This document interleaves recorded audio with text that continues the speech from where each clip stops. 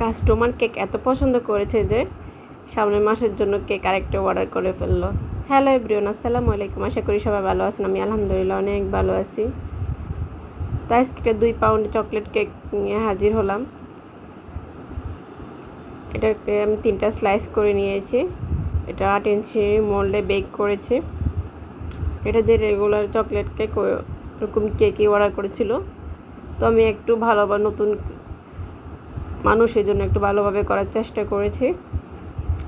তো আপু কেকটা এত পছন্দ হয়েছে, আপু নিজে বললো যে বাচ্চারা অনেক পছন্দ করেছে, কেকটা অনেক মজা ছিল। তাই ওনার মেয়ের বার্থডের জন্য আরেকটা কেক অর্ডার করে ফেলেছে সামনের মাসে ওনার মেয়ের বার্থডে।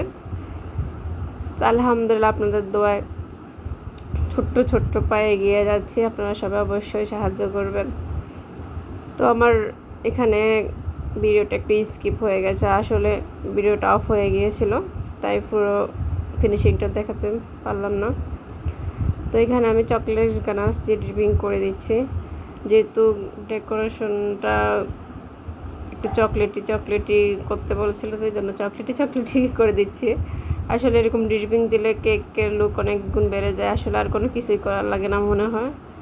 তাও একটু যেহেতু বাচ্চারা খাবে, একটু ক্রিম পছন্দ করে, তাই একটু ক্রিমি দিয়ে একটু ভালোভাবে ডেকোরেশন করার চেষ্টা করতেছি। তো যেহেতু আমাদের অর্ডার এখন অফ আছে, তো আমি আস্তে আস্তে অনেকগুলো ভিডিও আপলোড করব, জমে থাকা কিছু ভিডিও। তো এখানে আমি একটা চামচ দিয়ে ডিজাইনটা করে রেখেছি। এখানে একটু ফ্রিজে রাখলে ভালো হয়। তো যেহেতু আমার টাইম খুব কম ছিল, এই জন্য আমি ফ্রিজে না রেখে ডেকোরেশনটা করে ফেলেছি। এখানে আমি ক্যামেরা অন না করেই ডেকোরেশন করে ফেলেছি। তো কি আর করার, কিছু টপারে বসিয়ে দিয়েছি। মাঝখানে খালি ছিল, যেহেতু কোনো নাম বলা হয় নাই।